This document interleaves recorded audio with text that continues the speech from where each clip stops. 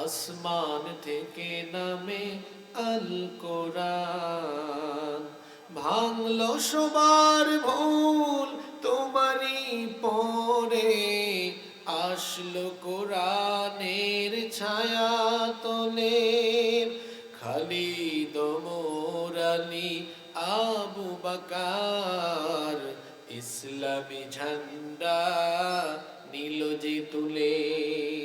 আল আমিন তুমি ছিলে যে সদা, সকল মানুষের তরে। হে রাসূল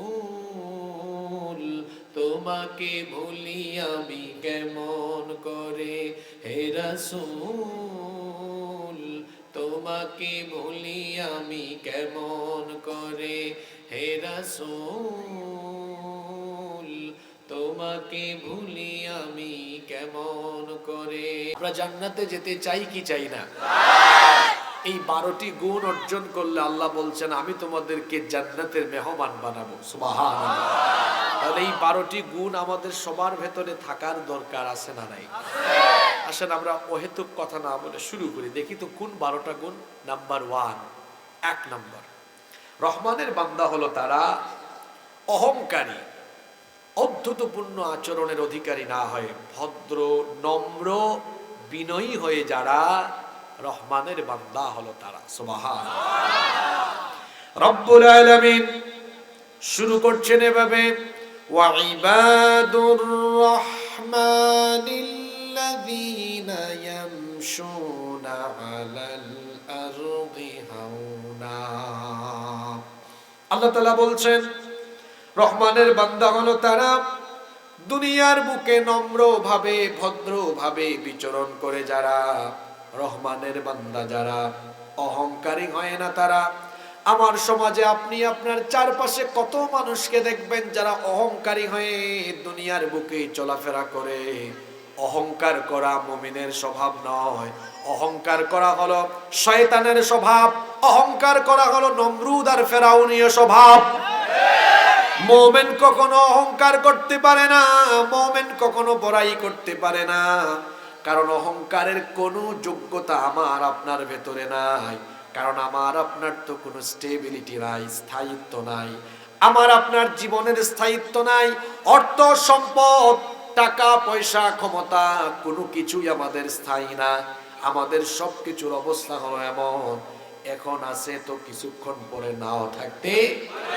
এজন্য আমার আপনার অহংকারের কোনো যোগ্যতাই নাই। অহংকারের যোগ্যতা একমাত্র আছে যার, গলার আওয়াজ বড় করে বলেন তিনি কে? কেন আল্লাহর অহংকারের যোগ্যতা আছে? তার কারণ হলো আল্লাহ তাআলা বলছেন হুয়াল আউয়ালু ওয়াল আখিরু ওয়াল যাহিরু ওয়াল বাতিনু ওয়া হুয়া বিকুল্লি শাইইন আলীম। তিনি প্রথম, যখন কোনো কিছু ছিল না তখনও তিনি ছিলেন। আবার যখন কোনো কিছু থাকবে না তখনও যিনি থাকবেন তিনি কে? অহংকার তো তার মানায়। আপনি কিসের অহংকার করেন? আপনার যা আছে কিছুক্ষণ পর নাও থাকতে তো অহংকার করা কি আমার আপনার মানায়? জ্ঞানের বড়াই করে, বংশের বড়াই করে, টাকা পয়সার অহংকার করে, ক্ষমতার অহংকার করে, কোনো কিছু নিয়ে অহংকার করা মানুষের জন্য শোভা পায় না। জ্ঞানের বড়াই করবেন না, কারণ জ্ঞান পাওয়ার পরে যদি বড়াই আরম্ভ করেন আপনার এই জ্ঞান ছিনিয়ে নিয়ে রাস্তার পাগল আপনাকে বানাতে পারেন কে? আল্লাহ। গ্রামে গঞ্জে প্রবাদ আছে, খালি কলস বাজে বেশি, অল্প বিদ্যা ভয়ঙ্করী। যারা জানে কম তারা চাপাবাজি করে বেশি, আর যারা জানে বেশি এরা বিনয়ী হয় বেশি। মান তাওয়াদা লিল্লাহি রাফাহুল্লাহ। যে ব্যক্তি বিনয়ী হয় ওই ব্যক্তির মর্যাদা যিনি বাড়িয়ে দেন তিনি কে? জ্ঞানের বড়াই করা যাবে না, ঠিক তেমনি ভাবে বংশের বড়াইও করা যাবে না। আবার একইভাবে টাকা পয়সারও বড়াই করবেন না, কারণ টাকা পয়সা হলো এমন, সকাল বেলার ধনীকে বিকেল বেলার রাস্তার ফকির বানায়া দিতে পারেন কে? দেখেন নাই আপনারা বাংলাদেশে নিজের চোখেই তো দেখেছেন, জনগণের মাল সম্পদ, দেশের মাল সম্পদ চেটে পুটে খেয়ে হারামখোরের দল, হারাম উপায়ে যারা সম্পদের পাহাড় গড়েছে, কয়েক ঘন্টার ব্যবধানে আল্লাহ তাদেরকে একেবারে ফকিরি বানায়া দিয়েছেন। অহংকার করা মানায় না, ক্ষমতার অহংকারও করা যাবে না। আমাদের অনেক মানুষ আছে যারা ক্ষমতা পাওয়ার পরে ভাবখানা এমন, তখন মানুষকে চিনাও না। আলেমুল আমাদেরকে অনেকে ক্ষমতা পেয়ে তুচ্ছ তাচ্ছিল্য করে কথা বলতো, হুমকি দিত, দেশ থেকে বাইর কইরা দিব। ইউটিউবে এখনো তাদের বক্তব্যগুলো রেকর্ড আছে। হুজুররা এই দেশে আছে, ক্ষমতার বড়াই করেছে যারা দেশ থেকে পালিয়ে গিয়েছে তারা। কিসের বড়াই করেন আপনি? কিসের বড়াই করেন আপনি? আমার আল্লাহ যখন যাকে চাইবেন একদম ধ্বংস করে দিবেন, ঠিক কিনা? এজন্য আল্লাহ বলছেন, খবরদার বান্দা তুমি অহংকার করো না। কিসের বড়াই করো?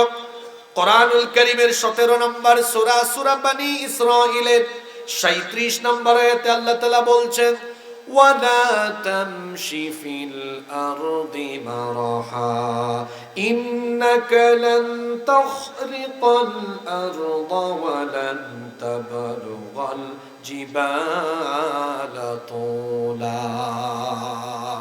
আল্লাহ তাআলা বলছেন, জমিনে অহংকারী হয়ে চলাফেরা করো না। কিসের বড়াই করো? তুমি তো অহংকারের সাথে মাটির উপরে হেঁটে মাটিকে ফাটিয়ে দিতে পারবে না, কিংবা অহংকারের সাথে মাথা উঁচু করে চলাফেরা করে তুমি তো আকাশের উচ্চতায় পৌঁছে যেতে পারবে না। সাইয়েদনা লুকমান হাকিমের নাম আমরা জানি। তিনি কোনো পয়গাম্বার ছিলেন না, কোনো নবী রাসূলও ছিলেন না, কিন্তু তাকে আল্লাহ হিকমত দিয়েছিলেন।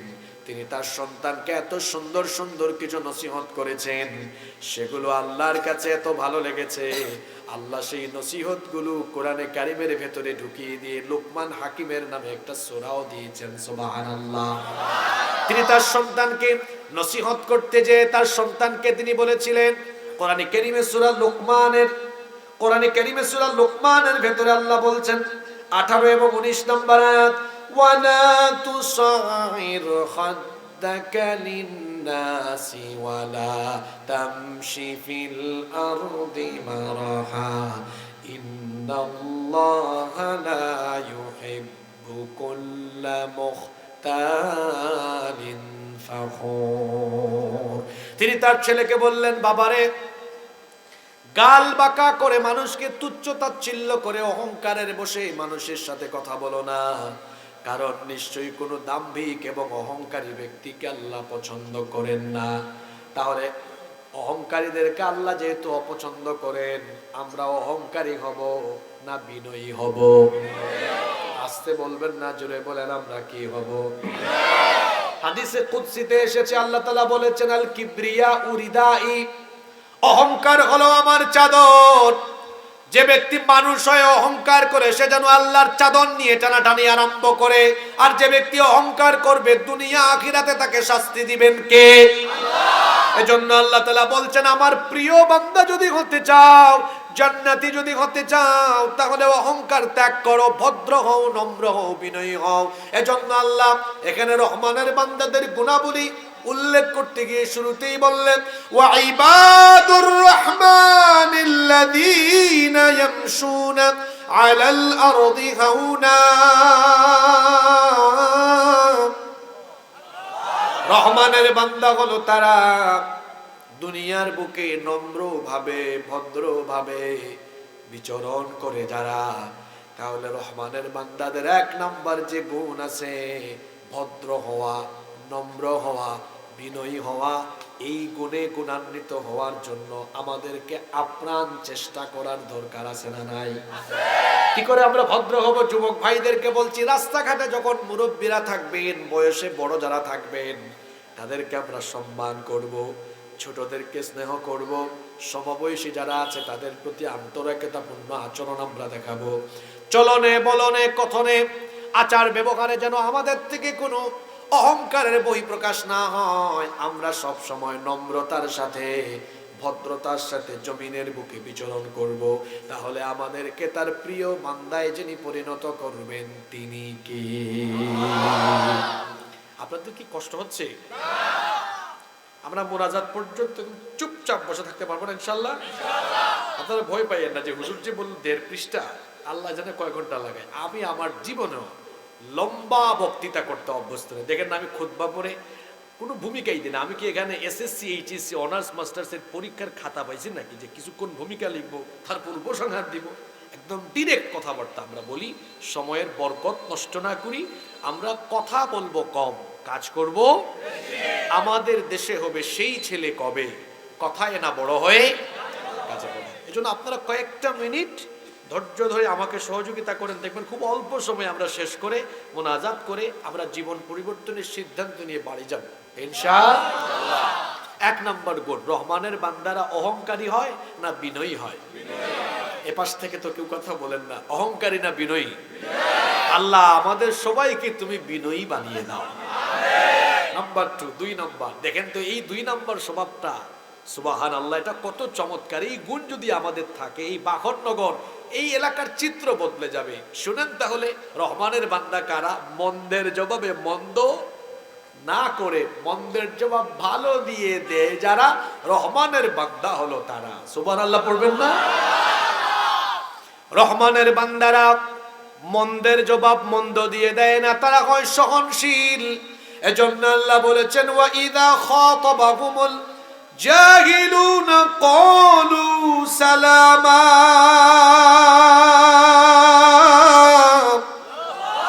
তারা জাহিলদের সম্মুখীন হলে জাহিলদের সাথে তর্ক করে না, জাহিলদেরকে সালাম দেয়, বলে ভাই আপনার সাথে তর্ক করার মতো সময় আমার সময়ের দাম আছে। তারে গালি দেয় কিন্তু সে জবাবে গালি দেয় না। আমার আপনার নবী তিনি যখন মক্কায় কালিমার দাওয়াত শুরু করেছেন, আমার আপনার নবীকে কাফিরের দল পাগল বলেছে, জাদুকর বলেছে, মিথ্যুক বলেছে, কবি বলেছে, গণক বলেছে। তাদের এই মন্দ ব্যবহারের জবাব হিসাবে নবীজি কি কোনোদিন তাদের সাথে বাজে ব্যবহার করেছেন নাকি? বরং আল্লাহ তার নবীকে শিখিয়ে দিয়েছেন, ওয়াসবির আলা মা ইয়াকুলুনা ওয়াহজুরহুম হাজরান জামিলা। নবীরা যা বলে আপনি ধৈর্য ধারণ করুন আর উত্তম ভাবে এদেরকে এড়িয়ে চলুন। মন্দের জবাব কখনো মন্দ দিয়ে হয় না। আমাকে গালি দিলে আমি গালি দিব না, আমার সাথে খারাপ আচরণ করলে আমি খারাপ আচরণ করব না। এটা হলো মুমিনের স্বভাব, এটা হলো আল্লাহর বান্দার, আল্লাহর প্রিয় বান্দার স্বভাব। এইদিকে তাকান না, আমার দিকে তাকান। এটা কত বড় কথা শোনেন। আপনারা এখানে একজন গালি দিয়েছে, আপনি বলবেন তোর এত বড় সাহস, আরেকটা দিলেন গালি। না না না না না, এটা তো আল্লাহর প্রিয় বান্দার বৈশিষ্ট্য নয়। সে গালি দিবে, আপনি চুপ থাকবেন, চলে যাবেন, বলবেন হুজুর এটা কেমন কথা? গালি দিবে আমি চুপ থাকবো? আপনার নবীকে, আমার নবীকে, আমার আপনার নবীকে কাফিররা এত গালি দিয়েছে, নবী কি কোনোদিন গালি দিয়েছেন? জোরে বলেন, গালি দিয়েছেন? গালি দেন নাই। বরং আপনার গীবত করে, আপনার সমালোচনা করে, আপনাকে দেখতেই পারে না। বাখননগরে বা কোম্পানিগঞ্জ বাজারে পাইছেন, আসসালামু আলাইকুম ভাই ভালো আছেন, আসেন আপনার এনে 1 কাপ চা খাই। গালের জবাব গালি দেওয়া লাগে না, চা খাওয়াইতে বলছেন না, এটা জুতার বাড়ির সমান হবে। কথাটা কি বুঝছেন কি বলছি? আবার বলি, গালের জবাব গালি না, ওই যে তারে বলছেন আসেন ভাই একটু চা খাই, মুচকি হাসি দিয়ে বলছেন না, এই ব্যবহার জুতার বাড়ির চেয়ে কঠিন হবে। ও বলবে হায় হায় হায়, কোন মানুষকে গালি দেই, কার সমালোচনা করি, কারে দেখতে পারি না, এত ফেরেশতার মতো মানুষ। সুবহানাল্লাহ, সুবহানাল্লাহ তো কইলেন, কিন্তু এই আচরণের অধিকারী হতে পারবেন? হ্যাঁ, গন্ডারের চামড়া বুঝেন? গন্ডারের চামড়া মানে বুঝেন না? মানে আপনারে যাই বলুক কোনো রিপ্লাই হবে না, কোনো রিপ্লাই হবে না। সবর করেন, চুপচাপ থাকেন। ব্যবহারে বংশের পরিচয়। যে গালি দেয় সে গালি দিয়ে বুঝাইছে ওর ব্যবহার কেমন। যে খারাপ কথা বলে, বাজে কথা বলে, ওই যে ব্যবহারে বংশের, ওই যে কি বলে না, কুকুরের কাজ কুকুর করেছে, কামড় দিয়েছে পায়, তাই বলে কি কুকুরের পায়ে কামড় দেওয়া মানুষের শোভা পায়? কথাটা বড় দামি কথা নয়। আমাকে গালি দিয়েছে, আমি কি গালি দিব নাকি? দেখবেন আমরা যারা আলেমরা আছি, আমরা যারা সত্য কথা বলি, এক গ্রুপ আমাদেরকে ভালোবাসে, আর এক গ্রুপ কি করে গালি দেয়। আপনারা কি দেখেছেন আমরা তাদেরকে গালি দিতে দেই না? কারণ যে সবার কাছে ভালো হয় এটা মুমিন না, মুনাফিক। আপনি সত্য কথা বললে আপনি সত্যপন্থীদের কাছে ভালো থাকবেন, প্রিয় থাকবেন, আর অসৎপন্থীদের কাছে অপ্রিয় হয়ে উঠবেন। কিন্তু যারা আপনাকে ভালোবাসে না, আপনার আচরণ হবে এমন, যে আমাকে ভালোবাসে তাকেও আমি ভালোবাসি, যে আমাকে ভালোবাসে না তাকে আরো আমি বেশি ভালোবাসি। সুবহানাল্লাহ। এর নাম ইসলাম। এর নাম কি? আমার নবী তায়েফে গিয়ে 10 দিন দাওয়াত দিয়েছেন। জোরে বলেন তো কয়দিন? খেয়ে না খেয়ে দিন প্রচারের কাজে নিজেকে দিয়েছ বিলিয়ে। তায়েফের কাফিরেরা চিনল না এ আলো, দুষ্ট ছেলেদের পিছু দিল লেলিয়ে। পাথরের আঘাতে ক্ষত বিক্ষত করে সারা শরীর থেকে রক্ত ঝরে। হে রাসূল বলেন তোমাকে ভুলি আমি, হে রাসূল তোমাকে।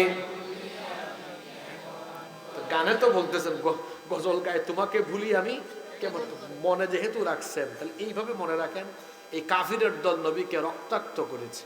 আমার নবী বদদুয়া করলে তায়েফ থাকতো না, ধ্বংস হতো। মায়ের জবাবে মায়ের না দোয়া। হায় হায়, এই আচরণ, এই অভ্যাস তো আমাদের নাই।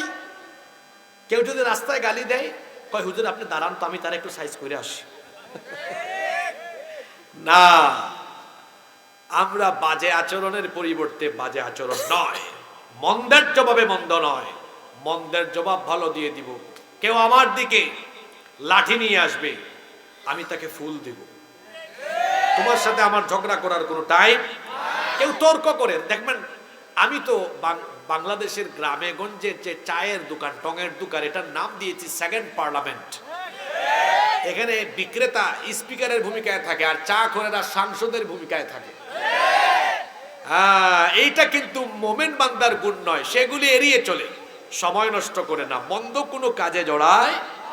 আমরা এই গুণে গুণান্বিত হতে পারবো তো ইনশাআল্লাহ।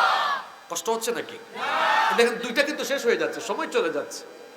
নাম্বার 3, রহমানের বান্দা হলো তারা রাতের বেলা সময়গুলোকে কাজে লাগায় যারা। রহমানের বান্দা হলো তারা। প্রশ্ন হলো, রহমানের বান্দারা রাতের সময়টা কেমনে কাজে লাগায়? আমরা রাতের বেলা কি করি? আমরা রাতের বেলা অনেকেই রাতের সময়টাকে বিভিন্ন ভাবে কাটাই। কেউ আমরা রাতে ঘুমাই, কেউ বা আবার রাতের বেলা 3টা 4টা পর্যন্ত জেগে জেগে রিয়াল মাদ্রিদ আর বার্সেলোনার খেলা দেখে। আবার যুবকেরা রাত 3টা 4টা পর্যন্ত ফেসবুকে ইউটিউবে পড়ে থাকে। আমার কথা কি শুনতেছেন? আচ্ছা, ঠিক বেঠিক না বুঝলে আগে বোঝার চেষ্টা করেন, ঠিক আছে? আমাদের দেশ থেকে এখন মাহফিলের রুহানিয়ত হারিয়ে যাচ্ছে। এই যে একটু পর পর ঠিক ঠিক, আচ্ছা আপনি ঠিক বললেও কোরআনের কথা, ঠিক না বললেও কোরআনের কথা আবার ঠিক। আপনাদেরকে 2টা শব্দ শিখাই দেই, বলবেন আর সওয়াব হবে, বলবেন আর সওয়াব হবে, বলবেন আর সওয়াব হবে। ফজিলতের কথা শুনলে ঠিক না বলে বলবেন সুবহানাল্লাহ। আল্লাহর বরত্বের কথা শুনলে বলবেন আল্লাহু আকবার। ঠিক ঠিক বললে সওয়াব নাই, সুবহানাল্লাহ আল্লাহু আকবার বললে সওয়াব। জোরে বলেন আছে না নাই? আমরা রাতের বেলা কেউ ঘুমাই, কেউ জেগে জেগে খেলা দেখি, কেউ আবার আড্ডা দেই, তামাশা করে, কেউ আবার মোবাইল চালায়। এখন আমরা আল্লাহকে বললাম, আল্লাহ তোমার প্রিয় বান্দারা রাতে কি করে, জান্নাতি বান্দারা রাতে কি করে? আল্লাহ বলছেন, ওয়াল্লাযীনা ইয়াবিতুনা লিরাব্বিহিম সুজদান ওয়া কিয়ামা। রহমানের বান্দা হলো তারা রাতের বেলা রুকু সাজদা দিয়ে তাহাজ্জুদের জায়নামাজে রাত কাটায় যারা। রহমানের বান্দা হলো তারা রাতের আধারে যারা সিজদাতে রয়, দু চোখের অশ্রুতে নদী যেন বয়।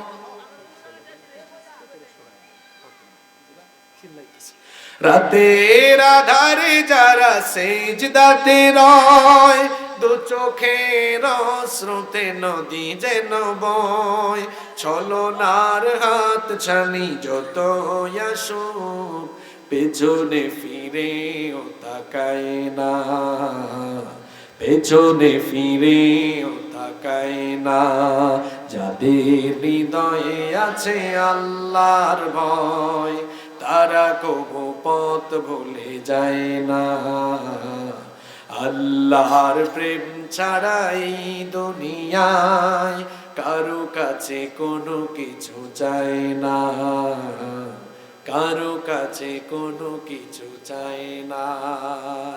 আমরা ঘুমাতে ঘুমাতে শরীর ভুলে, গাল ভুলে, আর আমার আপনার নবীর রাত কাটতো। দেখেন তো নবীজির রাত কাটে কেমনে, আর আপনার রাত কাটে কেমনে?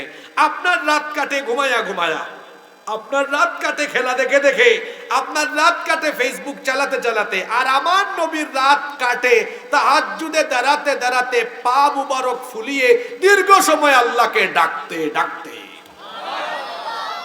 এটা কি আমার কথা?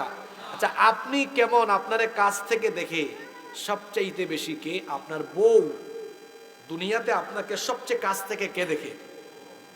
ঠিক বললাম না কথাটা? বউই তো দেখে আপনাকে সব থেকে কাছ থেকে, আপনার ইনসাইড আউটসাইড সব জানে।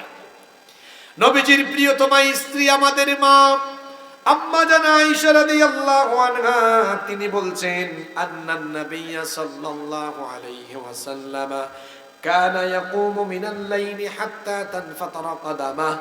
আল্লাহর নবী রাতের বেলা এত দীর্ঘ সময় তাহাজ্জুদের নামাজে দাঁড়াতেন, লম্বা সময় ধরে তাহাজ্জুদের নামাজে দাঁড়াতে দাঁড়াতে তার পা মুবারক ফুলে যেত। আমার আপনার গাল ফুলে, শরীর ফুলে, আর আমার আপনার নবী রাতের বেলা তাহাজ্জুদে দাঁড়াতে দাঁড়াতে পা মুবারক ফুলে যায়। আল্লাহু আকবার। তিনি বললেন, লিমা তাসনাউ হাদা ইয়া রাসূলুল্লাহ। আমরা বলি সাল্লাল্লাহু আলাইহি ওয়াসাল্লাম, নবী গো কেন এত কষ্ট করেন? আল্লাহ তো আপনার আগের গুনাহ পরের গুনাহ সব মাফ করে দিয়েছেন। দুনিয়া আখিরাতে আল্লাহ আপনাকে সবচেয়ে বেশি মর্যাদা দিয়েছেন, তো আপনি এত কষ্ট করেন কেন? আমার নবী তখন বললেন, আয়েশা গো শোনো, এই যে আল্লাহ আমাকে এত মর্যাদা দিয়েছেন, এই জন্য আমি কি আল্লাহর শুকরগুজার বান্দায় পরিগণিত হব না? আফালা উহিব্বু আন আকুনা আবদান শাকুরা। এই জন্য কি আল্লাহর ইবাদত করে আমি আল্লাহর শুকরিয়ার বহিঃপ্রকাশ ঘটাবো না? সুবহানাল্লাহ। এই যুবক ভাইয়েরা, এক একটা চেহারা দেখছেন নাকি? হ্যাঁ, জুয়ান বয়সে তার গাল টাল ভাঙ্গা হাড্ডির চিপার ভিতরে মাংস ঢুকে গেছে। রাত ৩টা ৪টা পর্যন্ত মোবাইলে তাহাজ্জুদ পড়ে, তো ও ঘুমায় না রাতে ঠিকঠাক মতো, ওর যৌবন চিপায় চাপায় নষ্ট করে ও রাতের বেলা জিনা ব্যভিচারের সাগরে ডুবে থাকে। এখনই তো সময় চরিত্র গঠন করার। যুবক ভাইরা রাতের বেলা ফেসবুক, ইউটিউব আর ইন্টারনেটে ডুবে থেকে সময় নষ্ট না করে তাহাজ্জুদে দাঁড়ান। 5 ওয়াক্ত নামাজের মুয়াজ্জিন হলো মানুষ, আর তাহাজ্জুদের মুয়াজ্জিন হলেন স্বয়ং আল্লাহ। তাও সুবহানাল্লাহ কইতে পারলেন না? আপনি বুঝেন নাই তো যে তাহাজ্জুদের মুয়াজ্জিন আল্লাহ কেমনে? শুনেন, 5 ওয়াক্ত নামাজের জন্য দেখবেন আযানের টাইমে, নামাজের টাইমে আল্লাহু আকবার আল্লাহু আকবার মুয়াজ্জিন সাহেব ডাক দিচ্ছেন না? তাহাজ্জুদের টাইমে কেউ আর ডাকে না, কোনো আযান।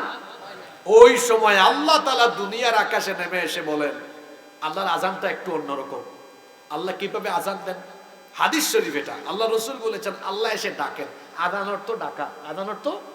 আর আল্লাহ তাহাজ্জুদের টাইমে যখন সবাই ঘুমে তখন আল্লাহ এসে একটা ডাক দেন, মান যাল্লাযী ইয়াদউনি, কে আছে এ গভীর রাতে আমাকে ডাকবে, আমার সাথে একটু প্রেম ভালোবাসা বিনিময় করবে। সে উঠে যেন আমাকে ডাকে, ফাআস্তাজিব লাহু, সে মনে রাখে যেন সে ডাকা মাত্রই আমি তার ডাকের জবাব দিব। মান যাল্লাযী ইয়াসআলানি, আল্লাহর আযান শেষ হয় নাই। মান যাল্লাযী ইয়াসআলানি, কে এমন আছে যার অনেক চাওয়া, তার এইটা ওইটা অনেক কিছু লাগবে, সেজন্য উঠে এখন চায়, যা চাইবে ফাউতিয়াহু, সব আমি দিয়ে দিব। এরপরে আল্লাহ বলেন, মান যাল্লাযী ইস্তাগফিরনি, এমন কে আছে যে গুনাহ করতে করতে গুনাহের সাগরে ডুবে আছে, আমাকে একটু ডাক দিক, একটু ক্ষমা চাক, ফাউগফির লাহু, তার গুনাহ মাফ করে গুনাহের সাগর থেকে তারে তুলে আমি আমার রহমতের সাগরে তাকে ডুবিয়ে দিব। ওই সময় ঘুমানো দরকার না আল্লাহকে ডাকা দরকার? বলেন তো, এই যে রাত হয়ে গেল, সবার বাড়ির দরজা রাতে বন্ধ হয় না খোলা থাকে? জোরে বলেন, বন্ধ না খোলা? দুনিয়ায় সব মানুষের দুয়ার বন্ধ হয়ে যায়, কিন্তু একজনের রহমতের দুয়ার খোলা থাকে, তিনি কে? রহমানের বান্দারা ওই রাতের বেলা আল্লাহর রহমতের দুয়ারের প্রত্যাশী হয়। এজন্য আল্লাহ বলেছেন এদের স্বভাব হলো তাতাজা